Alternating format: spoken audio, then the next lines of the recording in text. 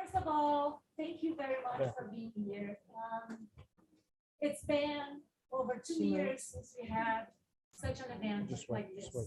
And it couldn't be, for whatever reason, a better time to do it because of this very tragic and an event that affects all of us. And we will see and we will hear how the current war is affecting directly families here in Missoula and also there, of course.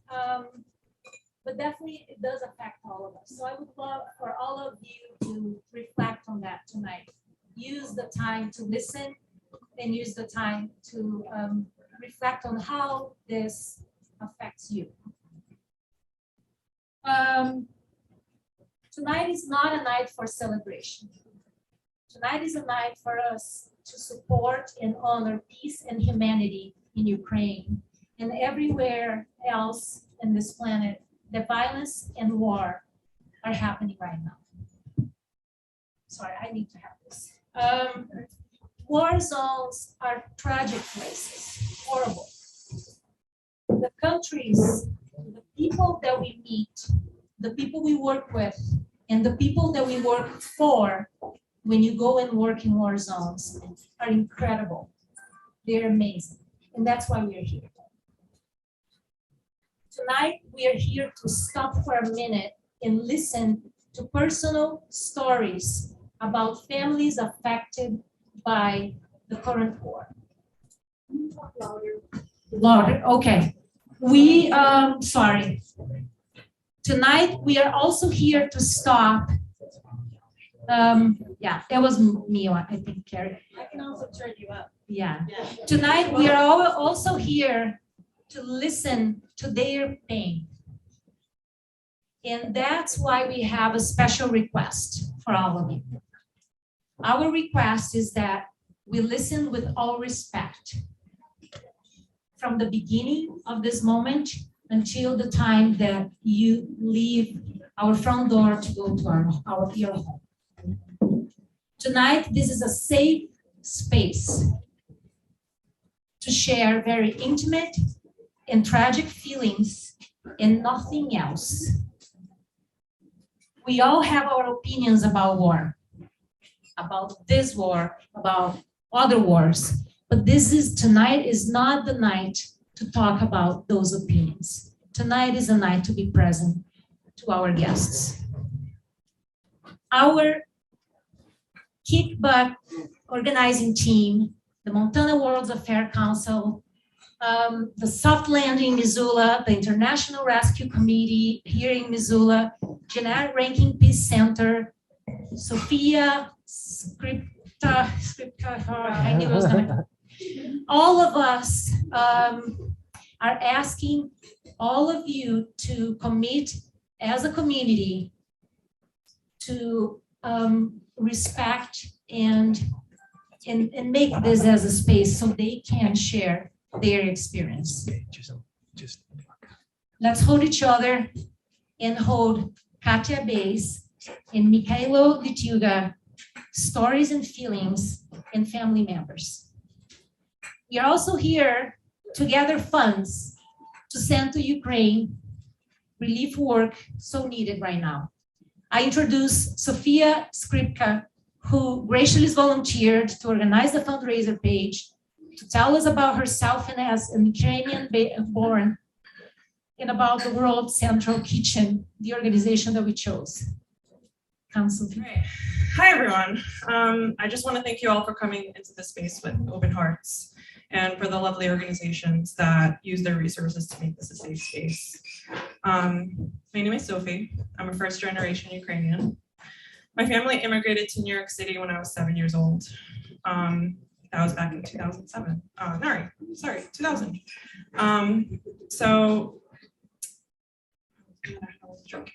I was only 7 years old when I came over, hence the lack of the world's sexiest accent. I was young enough to think that America was another planet, and naive enough to think that I would live in a white mansion just like Will Smith did in the Fresh Prince of Bel-Air, which oddly aired dubbed on TV. While I was very young, I still had fond memories of my childhood, memories that are influencing the person that I am today. My family, like many others, were in the lower class and kept a homestead that kept us fed. We grew all types of vegetables and raised chickens and rabbits. Our neighbors had cows, which we bartered with for milk. The town was populated with fruit trees, which people weren't shy about foraging.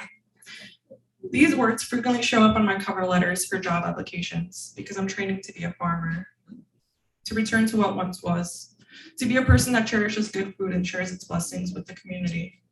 This is one of the reasons that I love that we chose the World Central Kitchen for our fundraiser today, but a little more than that later. Allow me to tell you about my family in the Ukraine. Like many of your relatives, my loved ones are scattered throughout the country, so their current safety statuses differ. How are they doing? They're fearing for their lives. There's no lighter way to put it. My heart has dropped a few times in the past week. I received messages stating, "Sophie, everything is bad," or "I don't know if there will be a tomorrow." I received news the other day that my childhood friend who was living in Belarus was taken by police for speaking out about the war online.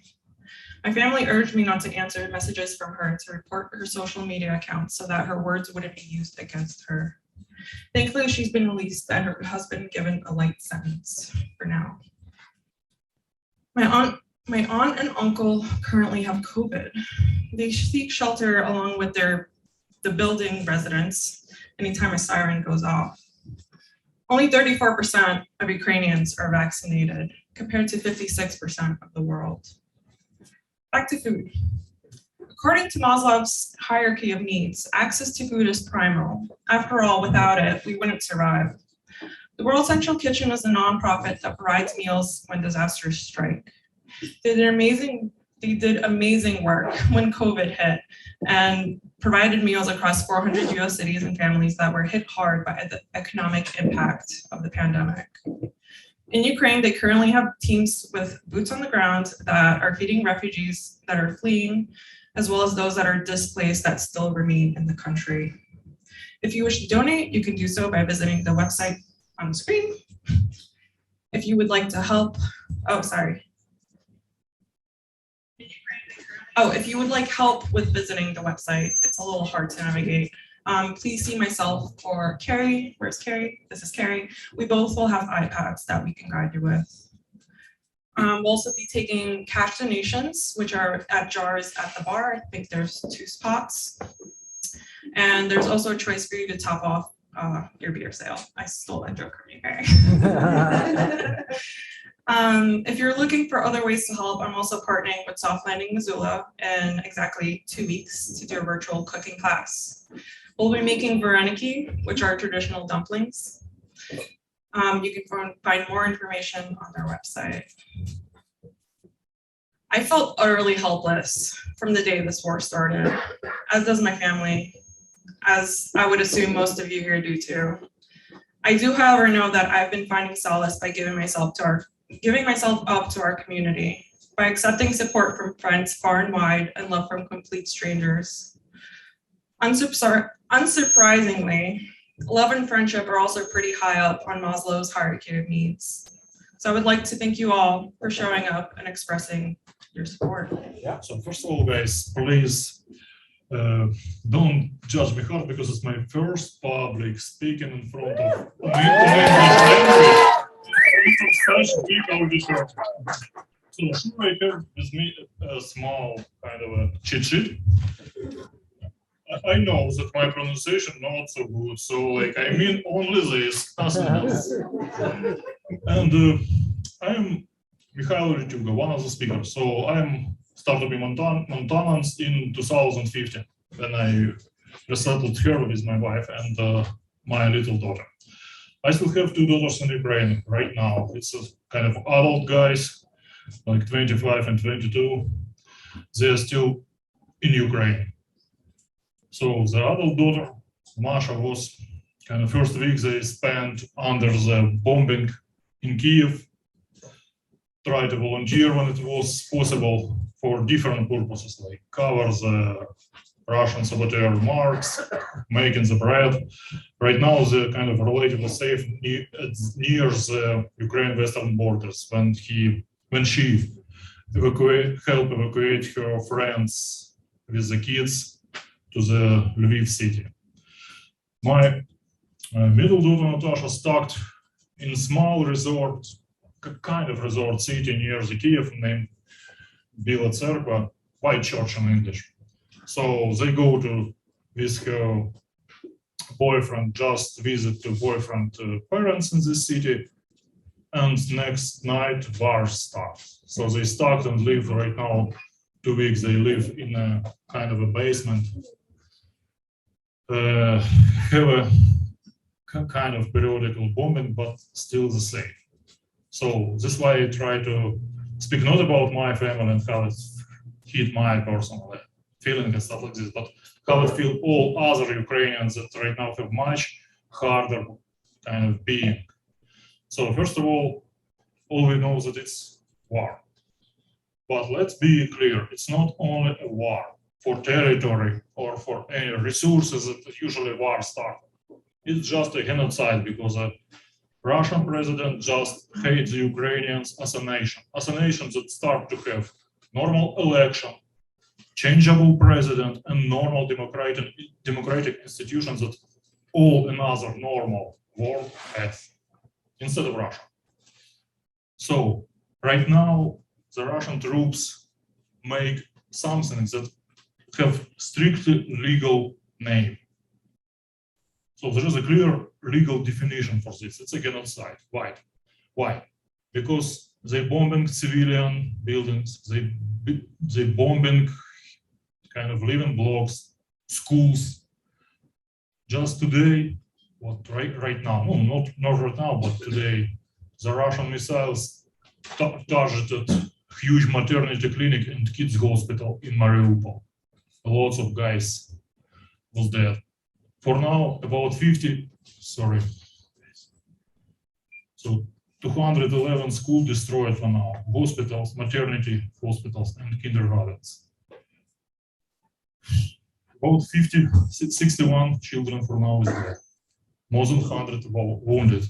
Some guys stuck exactly in city where war right now. Right now we have no any data about fate of 50 kids in orphanage near Kiev, where there was kind of very hard battles with the Russian troops. Still have no any data about them. Maybe some of us can hear that Russian tank aimed precisely the biggest nuclear energetic plant in the Europe, in the Energodar city, trying to provoke next Chernobyl. Thanks God, it still doesn't happen. After it still doesn't happen, Russians start to provoke the next catastrophe just directly in Chernobyl. It's today data. So they just shut down all electricity that kind of fuel at Chernobyl station, and especially special details that named spent reactor assemblies that require conditional cooling. So in next 2 or 3 days, it could produce a huge second Chernobyl or all the Europe. So, and I hope you understand after this that it's not a war, not just a war. It's directly trying to eliminate Ukrainians as a nation. Not as an ethnicity, because Ukrainians have tons of different ethnicities like Russian, Jews, Ukrainians, Greece, lots of various community, even guys from lots of African countries that go into Ukraine to study mostly medicine, and sometimes it's a tax or law. But they all have kind of Ukrainian passport. So this is why they're all in danger right now. So for now, by today's data from United Nations Organization, about 2 million of Ukrainians just left Ukraine. The majority of them, it's women with kids. Imagine 2 population of Montana, of whole Montana, are women's, and they just go to Idaho. So big this crisis right now. All these women, thanks to other countries that have ability to accept them, help them, try to socialize them, because mostly they go to countries that have another language, some kind of another being, rules of being. They most of them have real PTSD, have a kids, so it will be very hard for them to find a job, even when they start to obtain kind of a legal refugee status. Most of them lost practically all. Most of them run just with a small suitcase like this size, that usually people go to the Mexico on vacation. That's all his life, all his dreams, all previous being jumped to this size of suitcase, and some of them not have even this. So this why is absolutely any help for these refugees will be really vital. Absolutely. I mean, from kids strollers to tin can with kids food, what kind of baby food, from ordinary warm jacket, absolutely all, because they lost all of this. Oh, sorry guys, I'm a bit worried. So, and technically I can't speak from all Ukrainians because I'm not an ambassador, I'm just an ordinary person with Ukrainian ethnicity. But I try to say a great thanks for all of us guys who donate absolutely any money to help Ukrainian refugees. And I understand that Ukrainians always was a thrifty and labor-loving nation. So we restored all destroyed infrastructure, all schools, all buildings, all that was eliminated by the Russian troops. But for now, the most important part is trying to save as more Ukrainian lives as possible. Sorry, guys. This is all that I want to speak for now, because and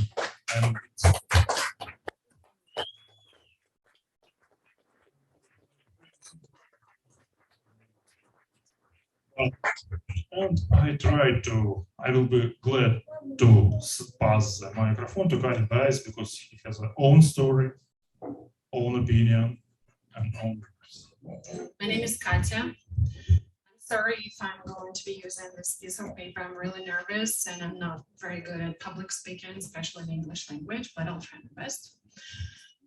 Thank you everyone so much for being here today with us. It means a lot. As I said, my name is Katya. I moved from Russia to Missoula, Montana 7 years ago. Hold the mic close to your mouth. Just like that?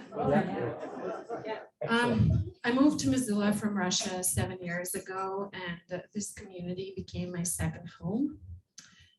And this is the message that I would like to share with you tonight. When Russian first astronaut Yuri Gagarin saw the Earth while orbiting in the spaceship, he said, "I saw how beautiful our planet is. People, let us preserve and increase this beauty, not destroy it." The events of last 14 days were an awakening reminder of how fragile our planet is and how fragile human life is. This past 2 weeks, It's okay, Kat. Got it.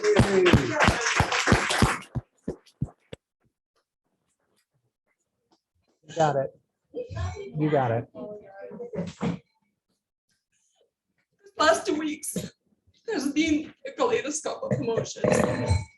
Anger, fear, hopelessness, and unbearable shame. This was the type of shame that I've never experienced before in the 36 years of my life. And what was really strange about the shame, that I personally didn't hurt anyone and didn't offend anyone, but this feeling was burning me from inside. On the 24th of February, I woke up to the news that Russian troops invaded Ukraine. People from my country invaded Ukraine. I felt paralyzed and in state of shock. And surprisingly, my first thought was, okay, how am I going to go to work this morning, and how am I going to look into the eyes of my coworkers? So I didn't get out of the bed this morning, and I just stayed home. And then my dad called me from Russia. I'm sorry. It's okay. You got it. My dad is a former pilot. He's tall and a handsome man, and he does not have much hair left. He can be grumpy. He can be grumpy, but he has the biggest heart, and also he makes the best borscht in the world. Yeah. My mom, my dear mom, I call her my birdie. She has been a teacher for 30 years. She is a flower child, and she loves every human being and every insect. She likes to sing. She's a horrible singer, though. But she is a very caring and loving grandmother to my 6-year-old nephew.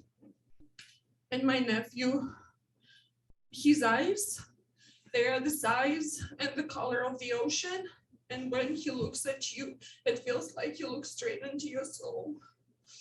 And my brother, he's my biggest friend. I miss him so much. He's 1 year younger than me, but it feels like he's 100 years wiser. And I honestly think that he's a unicorn. This is my family. They all live in Russia, and I love them very much. And they didn't want this war, and I didn't want this war. This is not our choice. No one gave us a privilege to have a choice. Russian president is deaf, and he stopped hearing voices of his own people many years ago. I mourn over the news about every victim of this catastrophe, a child, a civilian, a soldier. And I just know that million people in Russia, they do not support this war, and they want these atrocities to stop, because not a single normal human being can approve and support death of innocent people. It is not a human nature, it is evil. It is hard to admit that we people who are in this room don't have a lot of power to change things, but we have a power to choose mercy.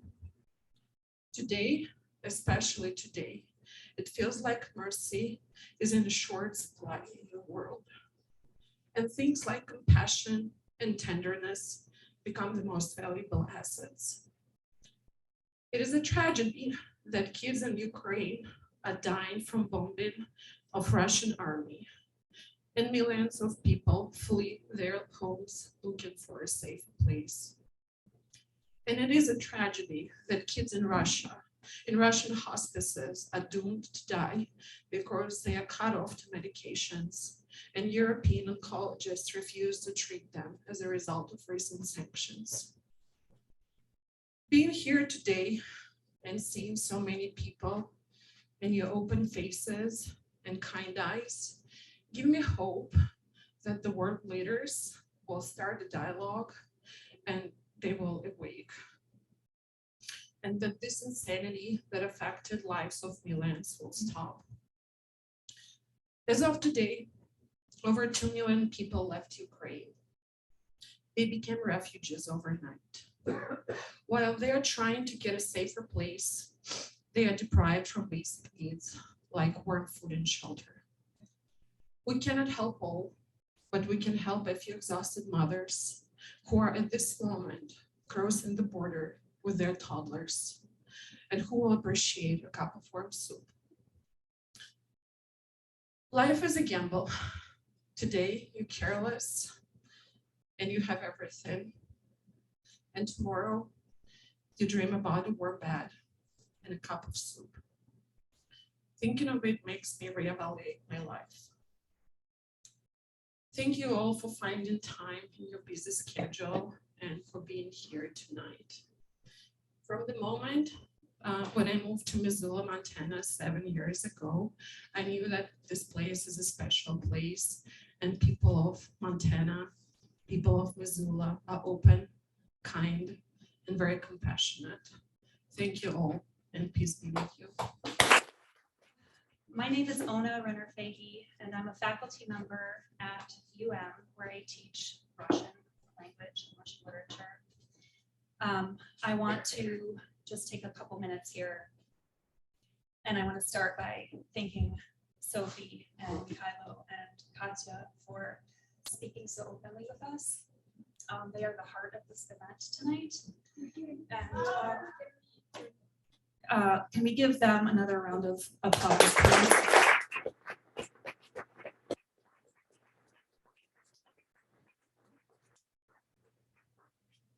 So I do have a lot of students here, current and former, students who have studied in Ukraine, chosen to study in Ukraine. So we do have a lot of students who are in Missoula who have ties and friends as well.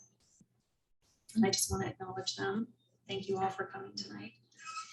And then I will just mention that although we're talking about the current state of affairs, the war, I am also my family were refugees from Russia. And that was during World War II, so it's a long time ago, but it is very terrifying to see the cycle, right? This return. But the real reason that I'm standing here is that I want to thank people who have already contributed, donated to the cause this evening, and announce that the University of Montana Russian program is going to be making a donation. And we would love for it to be a matching donation. I know a lot of you have already given money tonight.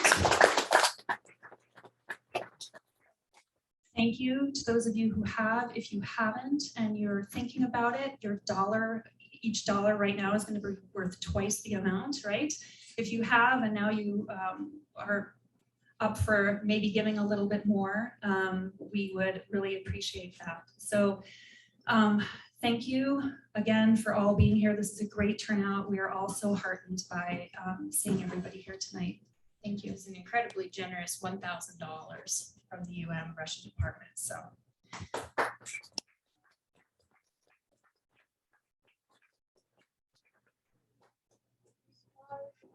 I might not be updating. We'll make sure you guys have got this, right? $1,000, you've got it. I hope you have the 1,000 because today we also received a phone call from Clearwater Credit Union who offered up another 1,000. Yeah, all right. So I'm pretty positive that's going to get matched tonight as well. We'll try to get some live updates.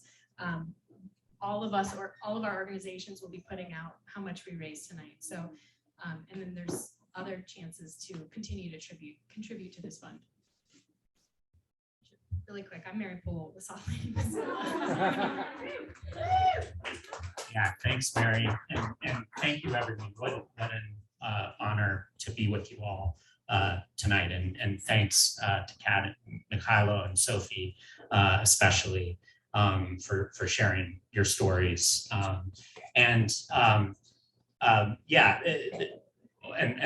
what an honor to see you all and to see faces too. This is wonderful. That's what you look like? Yeah, I know. Truly. I want to acknowledge a group of us, and thanks to Sophie, again, she got this ball rolling,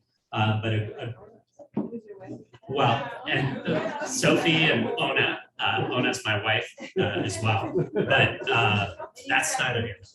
Yes. Oh, and I'm sorry. I'm Eamon. I'm the director of the IRC in Missoula. Yeah. Thank you. But anyhow, this begun sort of a dialogue, and we all met Saturday morning. And I want to acknowledge just the wonderful organizations that are sponsoring this event. So Soft Landing in Missoula. Of course, we are so grateful to have this space. So ImagineNation Brewing Company, I love your beer, and I hope everyone's enjoying their beer as well. The Jeanette Rankin Peace Center and the Montana World Affairs Council, along with the International Rescue Committee in Missoula. And I think that group really represents something special that happens in Missoula. And that's why, while it's wonderful to see all of you and to fill this place, I'm not surprised at all. I want to acknowledge first that we're donating to a wonderful organization that has done a lot of good, responding to crises all over the country and all over the world. But there's important work that we all do here too. So I want to encourage everyone to, to stay involved, to contribute to all of these fine organizations. We do really important work. While we're not likely to see Ukrainian refugees here probably in the very near future, we likely will see them sometime. And again, many of these organizations do that important work too. And so some of that happens truly locally. And then, of course, there's the good work of educational work done by the Montana World Affairs Council at the university, at the Jeanette Rankin Peace Center. I just invite everybody to continue this dialogue and to continue this engagement. So thank you.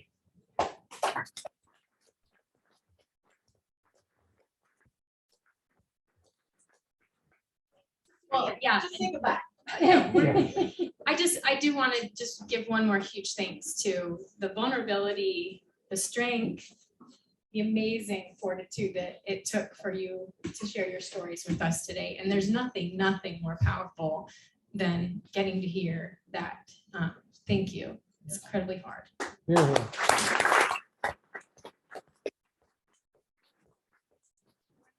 Organizations that put this on came together. We knew right away that there were people in our community that were incredibly affected by this conflict, by this invasion. And it was really important to us that we offer that space to hear directly from them. And you never know if anyone's going to take you up on that. So it was amazing. Thank you. I'll also say goodbye. I do want to echo Eamon's sentiment that, Missoula is an incredibly welcoming community, and everyone's sentiment here. Missoula has been a part of welcoming refugees since the late 70s, early 80s, when hundreds of Hmong refugees came. Again, in the 90s, we welcomed Belarusian and Ukrainian refugees to our community. And 5 years ago, the IRC and Soft Landing were able to come together to once again make a path for refugees to come. And now we welcome refugees from Congo, Eritrea, Iraq, Syria, and now Afghanistan as well.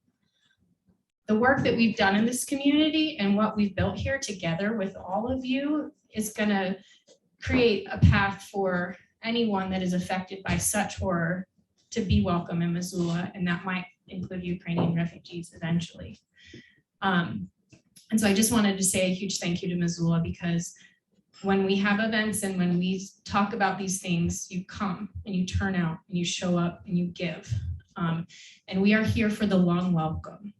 It's really easy to get involved for quick things that are in the news, but you all have been here with us for the long welcome. And this will be one of those times. So thank you so much.